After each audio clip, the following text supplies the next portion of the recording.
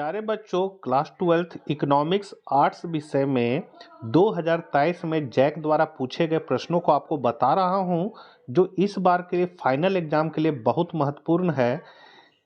Channel पर पहली बार है तो जरूर सब्सक्राइब कर ले और घंटी के आइकन को दबाकर ऑल नोटिफिकेशन ऑन कर ले, क्योंकि जब भी मैं वीडियो डालूंगा सबसे पहले आपको खबर लग जाएगी। और अर्थशास्त्र के बच्चों को यह वीडियो जरूर शेयर कर दे। ये आर्ट्स साइंस कॉमर्स सभी के लिए महत्वपूर्ण है, क्योंकि पढ़ना सभी को एक ही है, केवल क्वेश्चन अलग अलग आता है। साइंस कॉमर्स का एक क्वेश्चन रहता है और आर्ट्स का अलग दिन एग्जाम होता है। तो ये आर्ट्स में आया हुआ जैक का 2023 का प्रश्न है। पहला ऑब्जेक्टिव क्वेश्चन है, अर्थशास्त्र की किस समस्या का संबंध उत्पादन की तकनीकी चयन से है। तो ये हो जाएगा कैसे उत्पादन करें, मतलब श्रम प्रधान तकनीक का चुनाव करें कि पूंजी प्रधान तकनीक का चुनाव करें। ये हमारे सामने होता है कि कैसे उत्पादन करें, कौन तकनीक से करें।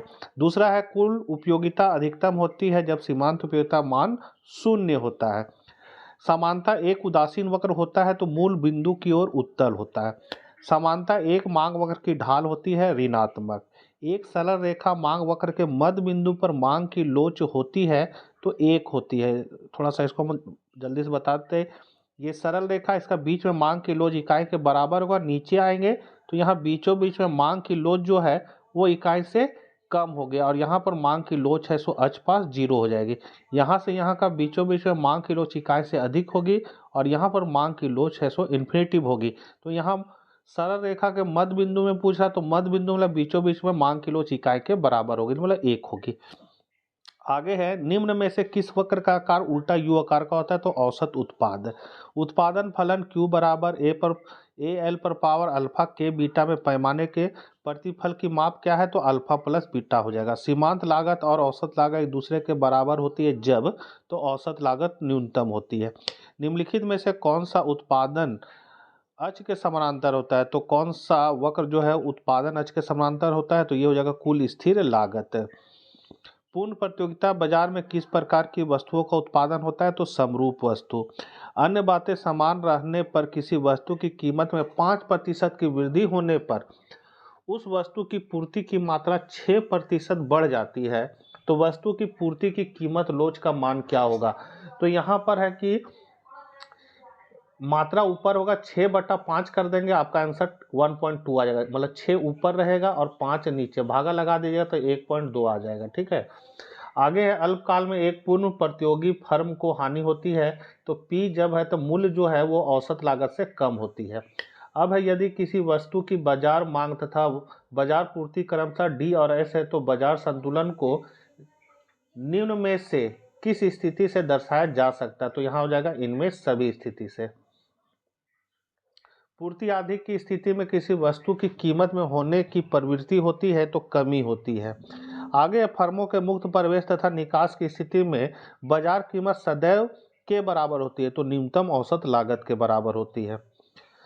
उच्चतम निर्धारित कीमत से बाजार में खाली स्थान की स्थिति उत्पन्न होती है तो मांग अधिक की स्थिति उत्पन्न होगी।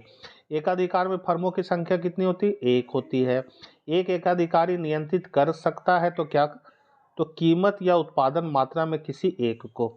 जिस बाजार संरचना में केवल 2 फर्म हो उसे कहा जाता है तो द्वि-अधिकार। कार्टर निर्माण किस प्रकार की बाजार संरचना में संभव है। तो द्वि-अधिकार में। The general theory of employment interest and money नामक पुस्तक के लेखक कौन है। तो J.M. केन्स है। इन्होंने 1936 में ये किताब को लिखा था। तो कब लिखा था, 1936 में। अगला है,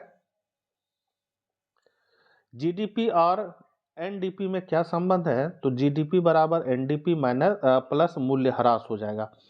फिर है, निम्न में से किस वस्तु के निर्माण में गेहूं एक मध्यवर्ती वस्तु है। तो चपाती, बिस्कुट, ब्रेड तीनों हो जाएगा इनमें सभी। किसी वर्ष में जीडीपी की गणना में निम्न में से किस मद को शामिल नहीं किया जाएगा। तो प्रयुक्त कार का बिक्री मूल्य। निम्न में से किस विधि से जीडीपी की गणना की जा सकती है। जीडीपी हो जाएगा ग्रॉस डोमेस्टिक प्रोडक्ट, मतलब सकल घरेलू उत्पाद। तो यहाँ हो जाएगा इनमें से सभी। सन 2016 में किए गए विमुद्रीकरण में किस मूल्य के नोट को बाजार प्रचलन से बाहर किया गया था। तो 500 रुपये और 1000 रुपये के नोट को। वस्तु विनिमय प्रणाली का एक दोष निम्न में कौन सा है। तो आवश्यकता के दोहरे संयोग का अभाव। भारत का केंद्रीय बैंक निम्न में से कौन सा है। तो भारतीय रिजर्व बैंक। निम्न में से किस परिस्थिति में मुद्रा की पूर्ति में कमी हो सकती है? तो नगद और अच्छी अनुपात, जिसको हम लोग CRR में वृद्धि करेंगे। उपभोग फलन C बराबर 100 प्लस 0.5y में स्वायत्त उपभोग है, तो स्वायत्त उपभोग जो है वो आपका ये जो देख रहे हैं ये स्वायत्त उपभोग है, और ये जो 0.5 देख रहे हैं वो आपका सीमांत उपभोग प्रवृत्ति कहलाएगा, इसको ध्यान रखिएगा। MPC के मान के संबंध में निम्न में से कौन सा कथन सत्य है? तो MPC जो है वो 0 और 1 के बीच में होता है, ये मान, मतलब इसका मान, MPC का मान जो होता है वो पॉइंट में होता है। यदि किसी अर्थव्यवस्था में MPC का मान 0.4 है तो MPS का मान क्या होगा? तो यहाँ हो जाएगा 0.6। कौन फॉर्मूला लगेगा? तो यहाँ लिखेंगे हम लोग ये फॉर्मूला, MPC प्लस MPS बराबर 1। ये फॉर्मूला में बैठा के हम लोग इसको सॉल्व कर देंगे, ठीक है। आगे है, यदि अर्थव्यवस्था में MPS में वृद्धि हो तो कुल बचत में हमेशा वृद्धि होगी। भारत में वित्तीय वर्ष की कालावधि कितने हैं? तो 1 अप्रैल से 31 मार्च। निम्न में से कौन सा प्रत्यक्ष कर का एक उदाहरण है? तो निगम कर। राजस्व घाटा क्या होता है? तो राजस्व व्यय और राजस्व प्राप्तियों का अंतर। किस प्रकार की वस्तुओं के उपभोग में प्रतिद्वंदिता नहीं होती है? तो सार्वजनिक वस्तु। विश्व बैंक की स्थापना किस वर्ष हुई थी? 1944।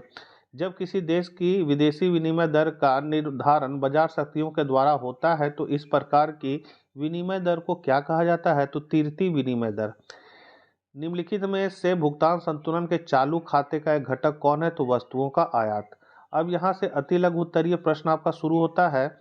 आर्थिक समस्या क्या उत्पादन करे से क्या तत्व है? तो क्या उत्पादन किया जाए की समस्या आधिकारिक रूप से वस्तुओं एवं सेवाओं के चयन की समस्या है जिसका उत्पादन सीमित साधनों द्वारा किया जाना है। दूसरा है, बाजार में मांग अधिक की स्थिति कब उत्पन्न होती है? तो आंसर है, मांग अधिक एक ऐसी स्थिति है जब एक दी गई कीमत पर की वस्तु की मांग की मात्रा उसकी आपूर्ति से अधिक हो जाती है। मांग अधिक नाम से ही पता चला, मांग अधिक होगा और पूर्ति कम हो जाएगा। तीसरा है, यदि एक एकाधिकारी वस्तु के लिए बाजार मांग वक्र Q बराबर 25 माइनस 2P है तो एकाधिकारी के लिए कुल आगम वक्र ज्ञात कीजिए। तो यहाँ आगम वक्र आपको ज्ञात करना है। तो यदि बाजार में वस्तु की मांग वक्र इतना दिया हुआ है तो आगम वक्र मतलब TR की परिभाषा यह होती है कि वह वक्र होती है जो एकाधिकारी की कुल आय को वस्तु की मात्रा और मूल्य के बीच रिश्ते को दर्शाती है। मतलब TR जो होता है वो मूल्य गुने मात्रा होता है, ठीक है। TR का फॉर्मूला क्या होगा? तो मूल्य गुने मात्रा।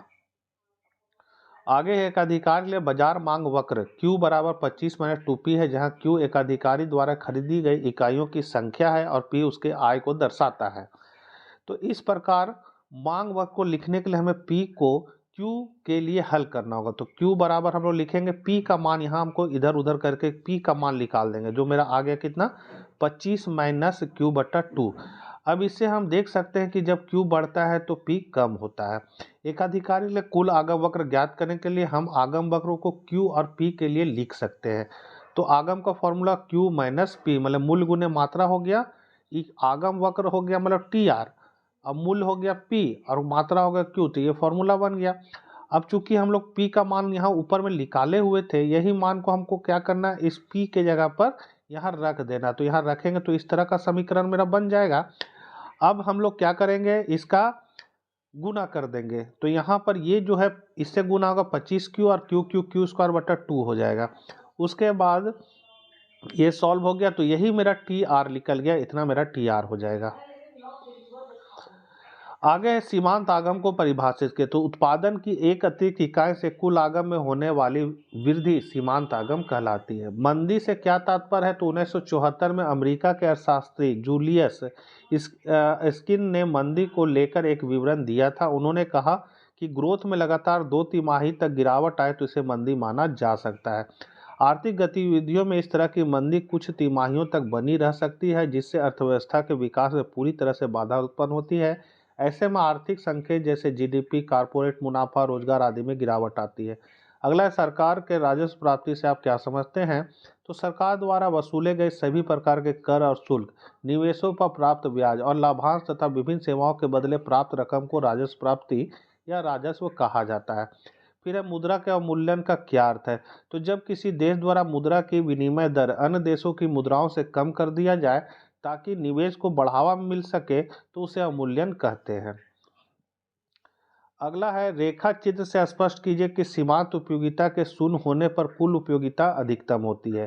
तो यहाँ पर कुल उपयोगिता बराबर हो जाएगा उपभोक्ता द्वारा उपभोग किए जाने वाली वस्तु की सभी इकाइयों से प्राप्त उपयोगिता के संपूर्ण योग को हम लोग कुल उपयोगिता कहेंगे। ये कुल उपयोगिता फॉर्मूला है TU बराबर सिग्मा MU। सीमांत उपयोगिता किसी वस्तु की एक अतिरिक्त इकाई का उपभोग बढ़ाने पर कुल उपयोगिता में जितनी वृद्धि होती है उसे वस्तु की सीमांत उपयोगिता कहते हैं। ये सीमांत उपयोगिता फॉर्मूला है। अब दोनों में क्या संबंध है तो इस तालिका से देख सकते हैं। ये संबंध बता रहा है कि जब जीरो मात्रा का उपभोग करें तो कुल उपयोगिता भी जीरो सीमांत उपयोगिता, जब एक मात्रा का इकाई करें तो कुल उपयोगिता 8, 2 का 14, 3 में हो गया 18। इस तरह मेरा कुल उपयोगिता बढ़ रहा है हर अगले इकाई के बाद।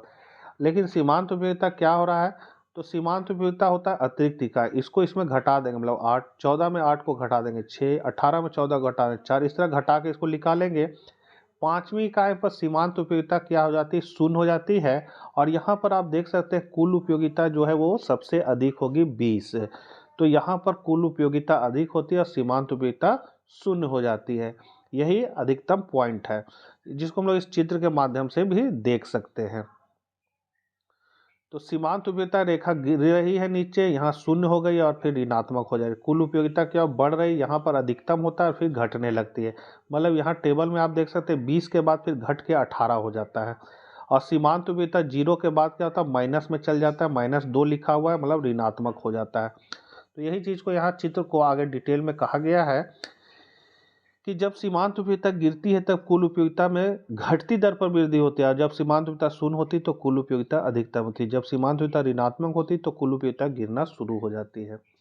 अगला क्वेश्चन है अल्पकालीन औसत लागत वक्र यू आकार की क्यों होती है। बहुत इंपॉर्टेंट क्वेश्चन है। अल्पकाल में औसत लागत वक्र यू आकार की होती है, इसके पीछे निम्नलिखित कारण है। तो क्या कारण है, पहला है परिवर्तनशील अनुपात। इसका डिटेल आप लोग देख लीजिए बच्चों, वीडियो बहुत लंबा हो जाएगा, क्या है कि मैं अगर पढ़ना शुरू करूँ तो इसको हम थोड़ा बढ़ा देते हैं, धीरे धीरे आप लोग देख लीजिए इसको। ये यू आकार का काहे होता है इस चीज़ को बताया गया था सीमांत परिवर्तनशील अनुपात नियम के कारण कि शुरू में लागत क्या होता है घटता है, लागत घटता है अर्थात उत्पादन वृद्धि नियम लागू होता है और लागत ह्रास नियम, उसके बाद यहाँ पर स्थिर हो जाता है और इसके बाद लागत है सो बढ़ने लगता है। उसके बाद दूसरा कारण है यू आकार होने का औसत लागत, औसत स्थिर लागत एवं औसत परिवर्तनशील लागत का योग होती है। तो ये फॉर्मूला है कुल लागत का, कुल लागत है सो कुल स्थिर लागत और कुल परिवर्तनशील लागत का योग होता है। अब हमको इसको औसत बनाने के लिए सबको उत्पादन की मात्रा से क्या कर देंगे भाग लगा दें, जैसा कि यहाँ मैंने भाग लगा दिया।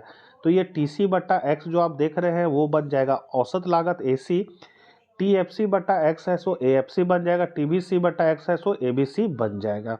तो जहां x बराबर उत्पादन, TC हो गया कुल लागत, TFC हो गया कुल स्थिर लागत, तो TBC हो गया कुल परिवर्तनशील लागत, AC औसत लागत, AFC औसत स्थिर लागत और ABC औसत परिवर्तनशील लागत। इस चित्र को आप लोग बना सकते हैं। चित्र में AFC ऊपर से नीचे दाहिनी ओर झुकती है लेकिन अक्ष को स्पर्श नहीं करती। यह बतलाती है कि उत्पादन बढ़ने से औसत स्थिर लागत घटती है लेकिन शून्य नहीं होती है। औसत लागत वक्र दोनों के योगफल से यू आकृति की प्राप्त होती है। तो ये फॉर्मूला आप लोग लगा सकते हैं जोड़ के लिए। ये फॉर्मूला कैसे तैयार किया गया तो यहाँ से तैयार किया गया इस चित्र के माध्यम से। जैसे इसमें क्या करना है कि Q1 और F1 को जोड़ना है, Q1 F1 प्लस लिखेंगे Q1 F1 प्लस Q1, ये नीचे वाला Q1 और यहाँ पर है आपका V1, तो Q1 V1, तो इसको जोड़ेंगे इससे तुमको मिलेगा क्या Q1 यहाँ हो जाएगा बराबर Q1 A1। इसी तरह आगे हो जाएगा Q2 F2 plus Q2 V2 बराबर हो जाएगा मेरा Q2 A2। तो इस तरह ये बनाया गया है समीकरण को। अगला क्वेश्चन है उपभोक्ता की आय में वृद्धि का बाजार संतुलन पर क्या प्रभाव होगा, रेखा चित्र से स्पष्ट कीजिए। तो जब बाजारों में फर्मों की संख्या स्थिर रहती है तब यदि उपभोक्ता की आय में वृद्धि हो जाती है तो बाजार मांग में वृद्धि हो जाती है, जिससे मांग वक्र दाहिनी तरफ शिफ्ट हो जाता है, जिससे संतुलन कीमत में तथा संतुलन मात्रा में वृद्धि होती है। इसे चित्र द्वारा हम लोग दिखा सकते हैं। ये क्या है, पूर्ति का रेखा जो स्थिर है मांग में वृद्धि हो जाती है तो ये दाहिनी ओर शिफ्ट हो जाएगी। जब किसी चीज में वृद्धि होगी तो उसका वक्र दाहिनी ओर जाता है, ठीक है। तो पहले मूल्य कहाँ निर्धारण हो रहा था OP, अब जब दाहिनी ओर शिफ्ट हो जाता है अब संतुलन यहाँ हो रहा है तो मूल्य बढ़कर हो जाएगा OP1 और मात्रा OQ से बढ़कर हो जाएगा OQ1। यही चीज को यहाँ लिखा गया है, जिसको आप लोग देख सकते हैं। अगला क्वेश्चन है जीडीपी क्या है? 3 विधियों से जीडीपी की गणना के लिए 3 निष्पत्तियों को लिखे। तो इसका आंसर आप लोग देख लीजिए, मैं बढ़ा दे रहा हूँ क्योंकि वीडियो बहुत लंबा हो जा रहा है। उत्पाद विधि या मूल्य वर्धित विधि है। फिर है आपका आय पद्धति, दूसरा मतलब मापने का विधि है। तीसरा है व्यय विधि, क्या मापने का? तो राष्ट्रीय आय मापने के ये सभी विधि हैं। पहला है आपका क्या? उत्पाद विधि, दूसरा है आय विधि, तीसरा है व्यय विधि। 12 नंबर क्वेश्चन है निम्नलिखित को परिभाषित कीजिए। तो रेपो दर, तो रेपो दर वह दर है जिस पर देश का केंद्रीय बैंक अपने अनुसूचित वाणिज्य बैंकों को अल्पकालीन ऋण प्रदान करता है। मतलब केंद्रीय बैंक जो व्यवसायिक बैंकों को ऋण देता है उसको, उस दर को लोग रेपो दर कहते हैं, ठीक है। और बैंक जो आम आदमी को ऋण देता है उसको हम लोग ब्याज कहते हैं। फिर है वैधानिक तरलता अनुपात, जिसको हम लोग एसएलआर कहेंगे। तो ये है कि एसएलआर मतलब होता है कि व्यवसायिक बैंक अपना कुल जमा का निश्चित भाग है सो आरबीआई के पास जमा करता है, तो उसको हम लोग एसएलआर कहते हैं, ठीक है। या फिर अपने पास भी सुरक्षित रखेगा, जैसे 10%, तो ये सब एसएलआर कहलाता है। ये डिटेल आप देख लीजिए, इसको लिख लीजिए कॉपी में। अगला क्वेश्चन है उपभोग की सीमांत प्रवृत्ति एमपीसी और बचत की सीमांत प्रवृत्ति एमपीएस को परिभाषित कीजिए। स्पष्ट कीजिए कि एमपीसी बराबर एमपीएस बराबर, मतलब एमपीसी प्लस एमपीएस बराबर 1 होता है। तो ये एमपीसी का फॉर्मूला है, इसको आप लोग देख लीजिए। एमपीसी बराबर होता है उपभोग में परिवर्तन बट्टा आय में परिवर्तन। उसके बाद एमपीएस का फॉर्मूला होता है बचत में परिवर्तन बट्टा आय में परिवर्तन।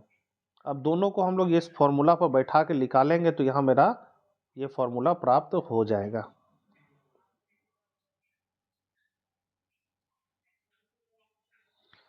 मेरे पूर्व के वीडियो में आप लोग इसको देख सकते हैं, मैंने इसका बहुत डिटेल से बताया है। अब एग्जाम का समय नज़दीक है तो मैं आप लोगों को जैक द्वारा पूछे गए प्रश्न को जल्दी जल्दी दिखा दे रहा हूं ताकि आप इसको कॉपी में नोट करके याद कर सके, और कहे कि ये सभी इंपॉर्टेंट क्वेश्चन है आपके इस बार के एग्जाम के लिए। अगला आया था क्वेश्चन, यदि किसी अर्थव्यवस्था में उपभोग फलन सी बराबर इतना है तो एमपीसी तथा गुणक का मान ज्ञात कीजिए। तो यहाँ पर सी बराबर जो मेरा दिया हुआ है, तो ये जो है, ये मेरा जो है ये 0.6, ये मेरा एमपीसी है। जो ऊपर भी इस तरह का क्वेश्चन आया था मैंने बताया था ये एमपीसी है, तो एमपीसी का मान दिया हुआ है। गुणक का मान लिखा है तो गुणक का फॉर्मूला होता है 1/1 माइनस एमपीसी। एमपीसी की जगह मान को बैठा देंगे, सॉल्व करेंगे 2.5 आ जाएगा। दीर्घ उत्तरीय प्रश्न, इसको हम बढ़ा देते धीरे धीरे, इसको देख लीजिए आंसर को सारा। मांग की कीमत लो से आप क्या समझते हैं और रेखा चित्र के माध्यम से बताना है। पूर्णतः लोचदार मांग वक्र को, बेलोचदार मांग को और लोचदार इकाई के बराबर लोचदार मांग को।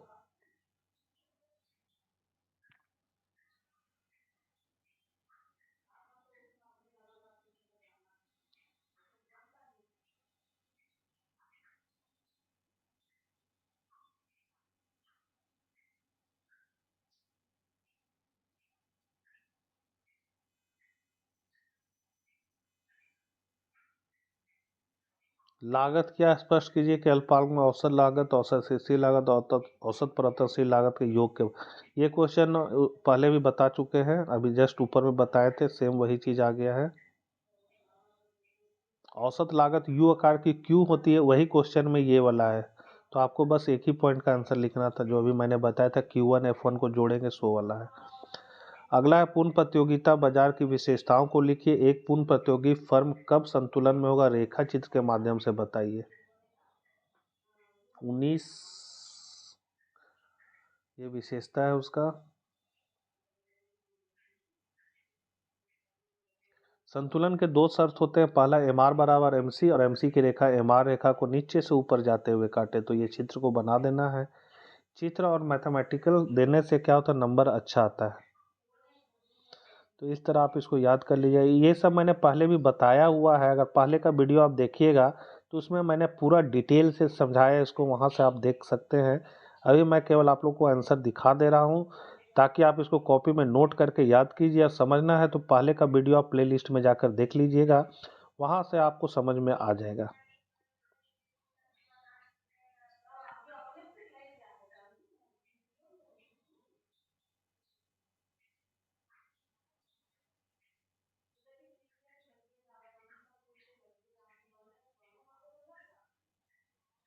19 क्वेश्चन आए थे उस समय।